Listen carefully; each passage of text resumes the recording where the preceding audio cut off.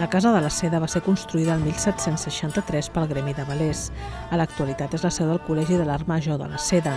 L'edifici està situat a la Via Laietana, al costat del Palau de la Música. Un element destacat és l'ornamentació de la façana, amb uns esgrafiats que molts s'han qualificat com els més macos de la ciutat i dels que es desconeix l'autoria. També cal destacar les motllures excepcionals que emmarquen finestres i balcons d'inspiració barroca.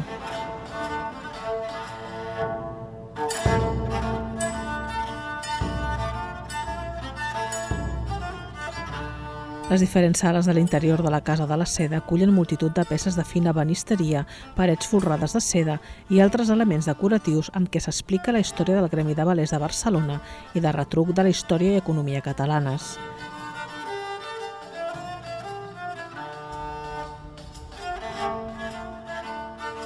El 1919 l'edifici va ser declarat Monument Arquitectònic Artístic d'Interès Nacional i el 1929 va guanyar la Medalla d'Or de Barcelona.